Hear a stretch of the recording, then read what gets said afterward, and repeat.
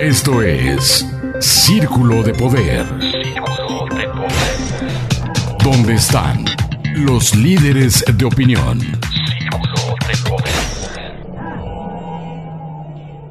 Gracias por acompañarnos en este Círculo de Poder, donde están los líderes de opinión. Y el día de hoy nos acompaña en este espacio periodístico Israel Hernández, presidente de la Comisión de Derechos Humanos del Estado de Morelos. ¿Cómo estás, Guzmán? Gracias por aceptar la invitación. Al contrario, gracias a ti, Rolando, muy agradecido de estar aquí en este espacio tan importante de difusión a la sociedad. Te agradezco muchísimo. Oye, pues el tema de los derechos humanos, que para muchos es un tema menor, la verdad no lo es, para la sociedad, a final de cuentas lo platicamos fuera del aire y yo lo veo como tal.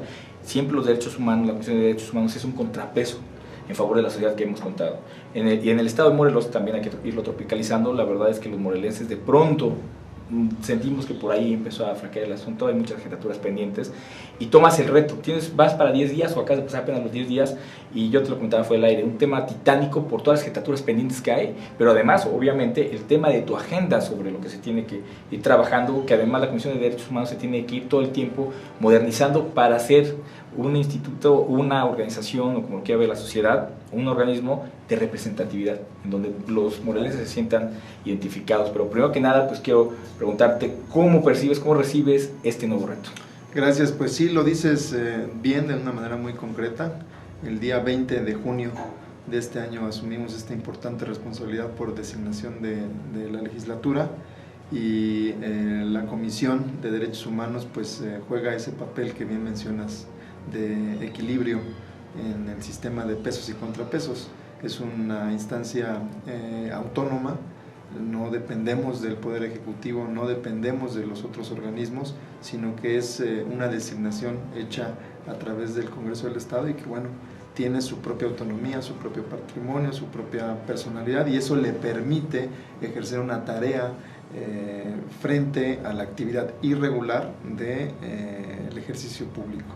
Y el reto que recibimos pues es muy grande porque sabemos que en todo el país, y Morelos no es la excepción, se vive una crisis en materia de derechos humanos, sí, una claro, constante violación. No existirían este tipo de organismos si no hubiera una permanente y constante violación de los derechos de las personas en todo lo que tiene que ver con el despliegue del poder público y sus relaciones con los particulares. Para eso está la comisión, para vigilar la actividad del Estado, para señalarla y en caso de que viole o vulnere algún derecho humano, pues poder ejercer las facultades constitucionales y legales. Una pregunta, la primera pregunta que me viene a la mente es que la sociedad, ¿hay realmente autonomía por parte de la Comisión de Derechos Humanos en todo este entorno? Porque muchas veces de manera implícita se ancla a los ombudsman con compromisos políticos y de grupos. Entonces la primera pregunta que es implícita y que es fundamental para la sociedad, ¿es realmente ahí esta autonomía? Desde luego, a ver, yo creo que distinguir entre la institución y quien la representa, que en este caso es un servidor, ¿no? Institucionalmente, el diseño constitucional permite sostener, afirmar que es una autonomía plena y eso por cuanto al, insisto, el andamiaje, la arquitectura constitucional que crea estos organismos, no en la Constitución local, sino desde la Constitución federal, ahí está su previsión.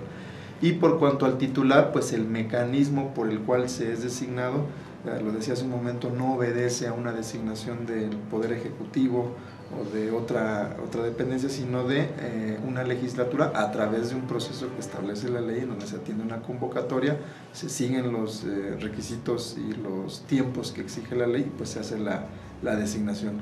En el caso particular, yo no tengo ninguna ascendencia política, y en ese sentido te puedo afirmar, puedo sostenerle a la gente que nos escucha que no tengo ningún compromiso y bueno, más allá de que yo lo diga o lo sostenga, pues ya los hechos, los actos o omisiones darán cuenta de ello durante el desempeño de mi Porque cargo. además hubo una terna de 25 personas destacadas entre todas, sí, y muchos valoraban todos los perfiles.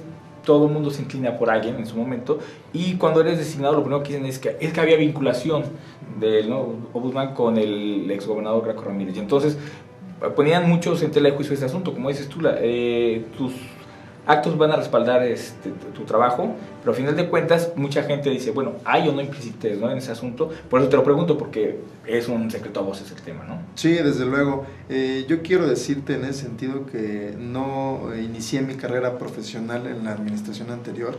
Yo tengo una carrera desde tiempo atrás, trabajé en el Poder Legislativo, en la Auditoría Superior de Fiscalización, trabajé inclusive no en Morelos, sino en el orden jurídico federal, trabajé en el Poder Judicial de la Federación, en el Instituto Federal de Defensoría Pública, que nada tiene que ver con ningún partido. Regreso por invitación del gobierno de Marco Adame en el 2011, ya al cierre, y en la administración anterior pues se me dio la oportunidad de seguir trabajando en un cuarto nivel, que pues yo era director general, por encima de mí había un subsecretario, después un secretario y hasta el último pues la figura del gobernador. Entonces, en ese sentido yo te diría que pues depende de cuál es el fundamento o el señalamiento de que se me vincule con alguien. Yo lo decía hace un momento, yo creo que es más bien que más allá de cualquier ideología o cuestiones subjetivas, pues se me juzgue por lo que haga o deje de hacer. Ya entrando en materia, el tema de derechos humanos es fundamental y en Morelos hay muchos rezagos como a nivel nacional. Hay que tomar desde el primer día cartas en el asunto. ¿Cuál es tu agenda? ¿Cuál es tu tema de trabajo? ¿En qué vas a priorizar? ¿Y cuáles crees que son las grandes jetaturas que en este momento se viven en la Comisión de Derechos Humanos en Morelos? Pues son muchas las variantes sobre las que hay que seguir accionando. Yo te diría, de entrada, recibimos la comisión la semana pasada, fue el acto formal de entrega-recepción, que no es sino el traslado de responsabilidades que establece la ley. Estamos en ese proceso de revisión de los expedientes pues, para darles el seguimiento. La intención inmediata es que el normal funcionamiento de la comisión pues, continúe, ir haciendo poco a poco los ajustes que sean necesarios, darle continuidad a todo lo que haya resultado y hacer algunas innovaciones.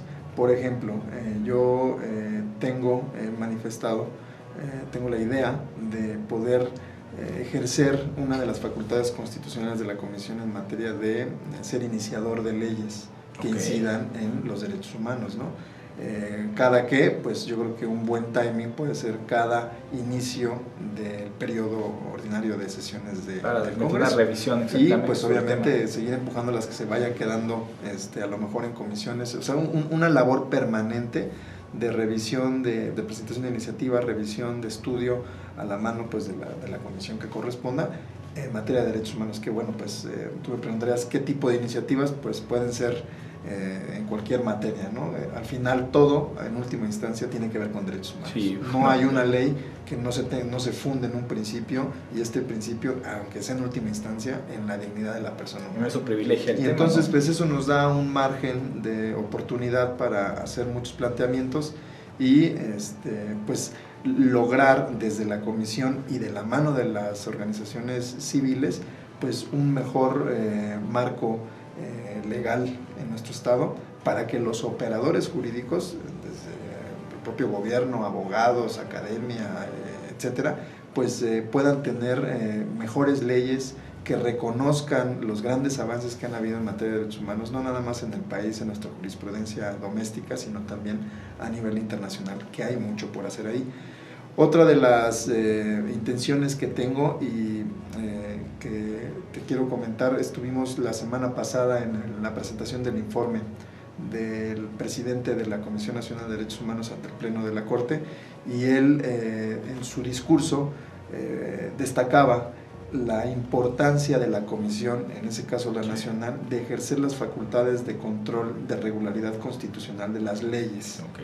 ¿Por qué? Porque pues muchas veces sabemos que la producción legislativa puede llegar a vulnerar un derecho humano. Digo, sí, para eso tenemos el amparo, las controversias constitucionales. Sí, hay mecanismos, pero... Y un mecanismo de que disponen la Comisión Nacional y las estatales es la posibilidad de enjuiciar una ley contraria a derechos humanos ante no un tribunal local, sino a una instancia federal, que es la Suprema Corte de Justicia de la Nación, en donde pues ya la Comisión ha ejercido estas facultades, y pues la idea es estar más vigilantes también de la producción legislativa del Congreso del Estado, para que en caso de que exista alguna violación de un derecho por uno de los productos legislativos, pues se puedan cuestionar, llevar a la Corte y en su caso invalidarlas. Y que la Comisión, perdón, tenga mayor alcance, ¿no? De manera implícita. Y funge como en un inicio de esta charla muy atinadamente decías, ¿no? Como un factor de equilibrio, porque fíjate cómo funciona ese factor de equilibrio, no nada más con digamos, el ejercicio de las competencias habituales frente a la administración que se ejerce de manera regular, sino también hacia la producción legislativa, que es algo que, insisto, el presidente de la Comisión Nacional destacaba. Yo ya traía la idea y mira, pues coincidió afortunadamente. Viene a coincidir y yo creo que eso es algo de lo que también estaremos pues de una manera permanente revisando. Desde luego no se trata de ejercer facultades por ejercerlas, hay que hacerlo con mucha responsabilidad, cuando se tenga que hacer, y cuando no, pues desde luego pues no hacerlo, ¿no? Eso sumado, esto que te comento, sumado pues al acercamiento permanente con las instancias privadas y públicas, distintas organizaciones, pues para poder trabajar de la mano. Yo creo que a todos nos interesan los derechos humanos, todos tenemos derechos humanos, todos nuestros derechos se reconocen, pero de nada sirve que la Constitución nos reconozca pues derechos a la vida, derecho a la salud, derecho a la educación, derecho pues a una vivienda, derecho a la seguridad pública. De nada nos sirven todos esos derechos que están tan bonitos en la Constitución si no tenemos una garantía que los haga efectivos. Esos son mandatos, sí, pero deben de hacerse realidad, y para eso está la Comisión como una instancia no jurisdiccional que desde los derechos humanos, desde la sociedad, pues está para hacerlos valer, ¿no? Sobre todo que a la sociedad no nos sirve nada tener leyes muertas, ¿no? Que sea letra muerta, a final de cuentas hay que aplicarse. Oye, el acercamiento con el Ejecutivo y el Legislativo, ¿cómo se ha dado? ¿Qué te han dicho? Sobre todo por todos estos temas trascendentes que traes en tu agenda y que van a trastocar incluso toda la vida legislativa en su momento. El hecho de que tú les propongas leyes y que se faculte el tema de poder impulsarlas incluso, es un tema que a ellos las reglas cambian, hay que decirlo como tal. Y entonces, ¿cuál es este acercamiento, esas impresiones? ¿Has platicado sobre estos temas con ellos ya? Sí, ya tuve oportunidad de reunirme con el señor gobernador, un inicial acercamiento institucional para pues poder trabajar, porque una cosa es que tengamos nosotros que vigilar, revisar, señalar, y otra cosa es también pues darnos la espalda y no poder construir en lo que es la difusión y la prevención de muchas conductas que, pues para qué esperarnos a que trasciendan en perjuicio de algún individuo, ¿no? Yo creo que en esa obligación también constitucional de prevenir la violación de los derechos humanos, pues se inscribe la colaboración institucional, por ejemplo en materia de seguridad pública, ¿no? Que es al final en la garantía de seguridad pública, pues lo que permite es que la gente pueda ejercer todos sus demás derechos. Si no tienes seguridad pública, claro, pues ¿cómo puedes ejercer otros derechos, ¿no? Es tan importante que se inscribe en un ámbito de federalismo cooperativo, en donde existe una obligación de todas las instancias de gobierno, incluida la Comisión, para construir, para sumar esfuerzos en algo que es común, que es en materia de seguridad pública, por citar un ejemplo. Son temas coyunturales que le seguiremos dando seguimiento. Por último, ¿cuál es la agenda pendiente más imperativa para ti en este momento para tomar? Porque de todo lo que traes en propuesta que nos estás platicando, la verdad es que ¿por dónde empezar? Pues estamos en ese proceso justamente de revisión de expedientes.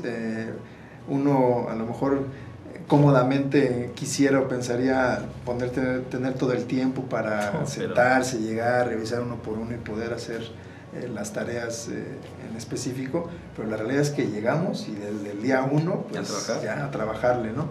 Yo creo que todos los temas son importantes, con independencia del valor quizás económico, siempre la violación de un derecho debe de ser importante, debe interesar al Estado, porque es una obligación constitucional de respetarlos, los derechos humanos, de protegerlos, de promoverlos y de garantizarlos.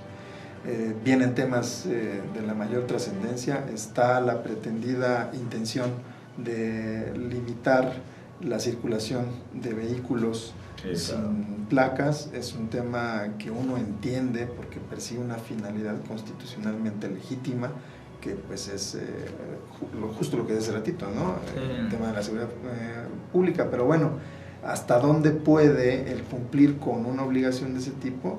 Pues justificarse a lo mejor restringiendo otros derechos, ¿no? Quizás no va por ahí. Entonces son de los temas que están a la puerta a la vuelta de la esquina y que pues van a generar y tienen que generar una posición muy clara de la comisión, porque yo soy partidario de que no puede digamos justificarse, insisto, o combatirse algo restringiendo derechos. Entonces estaremos ahí en el análisis. Viene también el tema de las fosas afamadas de Jojutla. Sí, claro. Fíjate que yo tuve oportunidad de involucrarme en algún momento, sabes que soy notario público, sí, por supuesto, sí. Y en ejercicio de la función pude ir como notario a dar fe de los trabajos que ahí se relacionan y bueno, ¿qué te puedo decir? Es algo muy sensible, es un tema que pues preocupa mucho, son cosas que se tienen que analizar profundamente, asumir responsabilidades para que no vuelvan a suceder. Y no nada más por las víctimas, también por las familias. Claro, existe un derecho al duelo, existe un derecho de las personas que nos quedamos en este mundo para llorarle a nuestros muertos. Y en ese sentido, pues el Estado debe de garantizar, debe de agotar todas las acciones para que ese derecho, fíjate lo interesante, para que ese derecho de las familias que hoy viven, pues puedan encontrar a sus familiares desaparecidos o a gente que por múltiples circunstancias han terminado así, para poder darles la despedida conforme a sus propias convicciones indiquen, ¿no? Ese derecho al duelo. Yo creo que también es una parte que no se ha analizado y que yo creo que desde la comisión habremos de poner especial énfasis para que se respete. Oye, por último, Guzmán, el tiempo es corto, pero no hay que dejar de preguntar. A final de cuentas, muchas de las quejas que había, de los reclamos que hay, y no hay que hacer leña del árbol caído, muerto rey, vio el rey, no es por ahí, pero los morelenses mucho de lo que acusaban es de la falta de posturas enérgicas, incluso en su momento de Guzmán, hacia temas coyunturales de Morelos, y se hablaba de que eran temas incluso politizados y que por eso no transitaban. ¿Estás dispuesto a señalar a quien se tenga que señalar sin importar su posición política? Desde luego, yo soy una persona de leyes, me considero así, lo único que me gobierna es la Constitución y la ley, y no tengo ningún compromiso político que me impida ejercer con libertad las funciones de la comisión. Yo no tengo no tengo ni filias ni fobias, entonces en ese sentido yo creo que el trabajo dará cuenta de ello. A lo mejor es muy fácil decirlo, pero yo tengo el compromiso de que cuando se tengan que asumir las posiciones enérgicas, lo habré de hacer, pues porque para eso nos inscribimos y para eso se me designó. No me designaron 20 diputados o los 17 que asistieron a la sesión por interés propio. Ellos ejercen sus facultades de designación por interés de la gente que representan, y esa gente es la sociedad y esa es la que hay que responder. Llega sin acuerdos ni compromisos. En efecto. Pues un tema titánico, te agradezco mucho que hayas venido. Te pido que posteriormente nos vengas a retroalimentar, porque el tema de derechos humanos no termina aquí, y es un tema que además todo el tiempo se va actualizando, tiene que estar vigente, y que, como lo dije al inicio del programa, y que además yo lo creo como tal, la Comisión de Derechos Humanos, el tema de los derechos humanos es un contrapeso natural que la sociedad debe tener y debe de poder contar con ella. Desde luego, te agradezco la invitación y pues aquí estaremos cada que nos ofrezcas otra vez la oportunidad. Yo encantado de estar aquí contigo y bueno, con tu distinguida audiencia. Te agradezco mucho, como siempre. Gracias. Te agradezco mucho. Eso es Círculo de Poder, continuamos. Esto fue Círculo de Poder. Círculo de Poder. ¿Dónde están los líderes de opinión? Círculo de Poder.